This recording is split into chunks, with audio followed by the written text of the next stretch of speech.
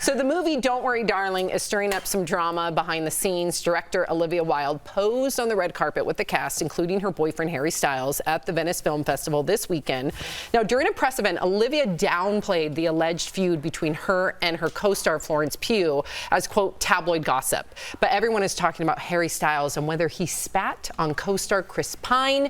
It happened when Harry walked into the theater to sit next to Chris. Some say he spat on him. Here it is again. Slow down, okay? Also, notice Chris's reaction right after the alleged spit. Some people on Twitter noticed this woman capturing the moment with her phone and are calling for her to release her footage. Chris's rep told People magazine that Harry did not spit on Chris, and there's nothing but respect between them. This story has run wild, Jeff, all over Twitter. Everyone thinks he did spit on him. What is your theory? I've been back and forth like the JFK assassination, right. So I'm still working through it. He definitely spit something on him. Okay, whether it was intentional or was an inside joke is still what I'm breaking down. To me, it looked like an inside joke because you see Chris Pine clapping, if you want to replay it, and then he looks down like something hit him, but then he laughs like maybe during the movie they had this little inside joke and they became friends with it. But it seems like Chris Pine is fine with it. I'm not trying to add fuel to the fire, but he definitely did something that made him react to that. See, I didn't see fine with it because what I saw was the clapping and then the stop, and then that pause that everybody that has something to lose in their life, even if it's just your dignity, because you know if you go with option A, your original option, there's going to be some police paperwork involved in about 40 minutes. So you're like, I don't want to do that. So he stops clapping and he kind of leans back and goes, I cannot believe you just did that. We're going to have a good night. And that's what I saw him lean back and kind of just opposite take. But Jeff, I started thinking, you've sat next to me a lot, 6 years. Has there ever been an incident where you thought that I spit on you?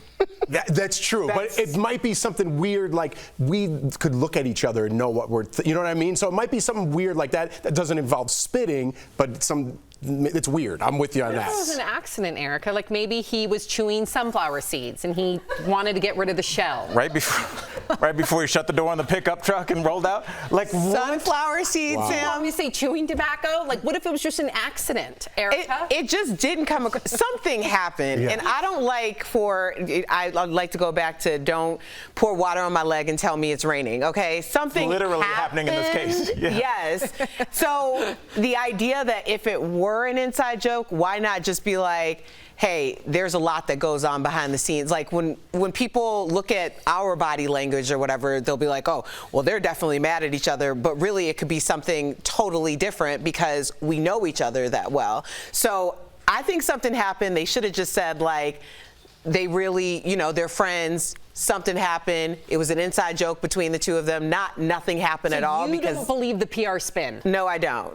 I don't like that. Right. Just say something happened. PR shouldn't come into it. If there was an issue, you and I would just post an Instagram video like, we are cool, this is my girl forever, Erica's my sister, watch DBL every day. You wouldn't. Yeah, but girl forever. Yeah. But think about the That's how it would go down. Think about the PR spin. Right. Look, we're talking about it. Everybody's talking about it. Now they're talking about her movie. So was it a stunt? Oh, didn't even there he think goes with the JFK. Wow.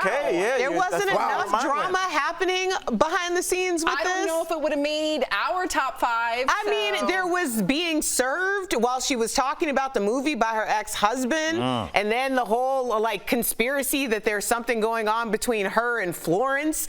Like there was enough going on in that. Plus, can we talk about that yellow dress? Because her red carpet look We're not going to talk about that collar? On point. Well, I want to talk positivity. Okay. Beautiful. She looks stunning, as she always does. Okay, so we got to talk about Brendan Fraser, speaking of the red carpet. So he returned to the red carpet at the Venice Film Festival for the premiere of his new film, The Whale. So Brendan received, you guys, get this, a 6-minute standing ovation after the film. He was then encouraged by the film's director to move to the aisle to take a bow. Clearly, he was overcome with emotion and tears. Brendan plays a reclusive 600-pound professor in the movie, which is his first major role in 20 years. What do you think about his comeback? And then I'll give you some reasons on why. Erica, you're the comeback queen. I'll give you some reasons why he took a break from Hollywood. But what do you think about his comeback? Yes, Erica Cobb, certified comeback queen. You know, I think when you're introduced, especially when we're talking about media and Hollywood, like we knew Brandon Fraser as this like heartthrob, and then all of these things happen. He spoke about it, but we didn't see him for a very long time. For him to come back on his own terms or come back at all, especially not being the same person that we were introduced to over 20 years ago, is so huge. I think when you're able to authentically own who you are and where you are, and that comes out in your art, it's very powerful. And I think that's the reason why people, you know, gave him the standing ovation, and there was so much emotion behind it. Yeah, that clip really got me. I mean, it really did, because you know, you're talking about him leaving as a heartthrob and coming back. In your film, when you come back, it's called The Whale, and it's about you being overweight. The fear that it would do in this internet meme culture to come out. So just for him to even make the decision to do that movie must have just been soul churning. So then you do the movie comes out, you wonder how it's going to be received. And I feel like when he stepped in the aisle, you see him just overcome with human emotion. Like because he promised, I'm sure he was just like, this might go badly. I'm trying to distance myself. But I realized, I think in this moment, he realized that this was the second half of his life. Well, I think he related to this part, sadly, yes. right? There's reasons why he became a recluse. His character's a recluse, but he also was too, right? He didn't show his face in 20 years. I know the facts too, but you could read off a couple of them. Yeah, it's tragic, really. So in 2018, he told GQ that, number one, the physical demands of a lot of his movies, including The Mummy, was not only physically exhausting, but caused him some injury. But on top of all that, he stated that he was sexually assaulted back in 2003 by the president of the Hollywood Foreign Press. And after that moment, he became very depressed. Around that time, his mom died. And so he had this domino effect of trauma in his life, and then physical trauma from the movies, that he was just done. And he didn't want to have any piece of it anymore, according to him. But what I love about this is that it shows all the people rooting for him, because obviously he's a good person. In fact, The Rock says here, we have a tweet from The Rock. He said, quote, "He supported me coming into his Mummy Returns franchise for my very first ever role, which kicked off my Hollywood career, rooting for all your success, brother." Again, because he's a good person, people want to see him succeed. And I think that speaks volumes. That's all that should matter. Okay, so this is a story that a lot of you guys are talking about. I can't wait to see what you guys think. Julia Roberts and George Clooney admit that kissing on screen in their new movie was a bit of a struggle. So in Ticket to Paradise, the actor plays a divorced couple who band together to stop their daughter from getting married. Now, in real life, the two have become very good friends, for years actually. George told the New York Times his wife Amal wasn't impressed when he said it took 80 takes to film a kiss with Julia. Julia said 79 of those takes were them laughing and one of them kissing. How weird would this be to have to share a kiss? What?